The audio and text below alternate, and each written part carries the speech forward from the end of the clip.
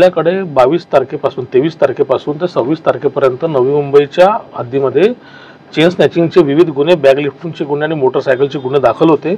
याचा तपास जेव्हा आमच्या सेंट्रल युनिटची टीम क्राईम ब्रांचची करत होती त्यामध्ये त्यांनी 3 लोकांना उलवेतील एका गेस्ट हाऊसमधून ताब्यात घेतलं। हे तिघे जण हे यूपीचे राहणारे आहेत। दिल्लीमध्ये यांनी 6 सप्टेंबरला एक रॉबरी केली गन पॉईंटवरती, त्यानंतर ते आपल्या नवी मुंबईत पळून इथे ते कोपर खरडले त्याच्या एका मित्राकडे थांबले।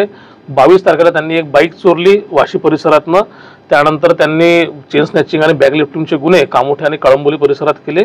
26 तारखेला आणखी एक बाईक चोरली ती वाशी सानपाडा परिसरातनं, आणि त्या 26 तारखेलाच त्यांनी सीबीडी, नेरूळ आणि कामोठे आणि खारघर ह्या परिसरात त्यांनी चेन स्नॅचिंग केली।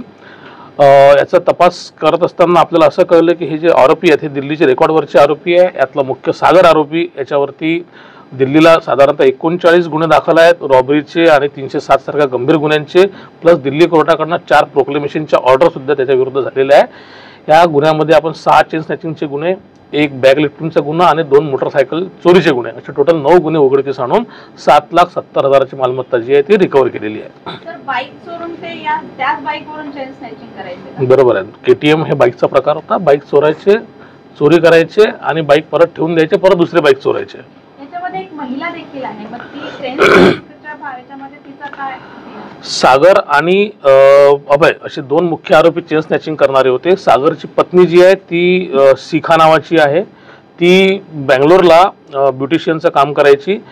चोरलेल्या चेनची विल्हेवाट लावणे किंवा विविध सोनाराकडे ते विकायला नेणे हे काम जे आहे ती त्यांच्यासोबत मिळून ती शिखा करायची। ती सागरची पत्नी आहे।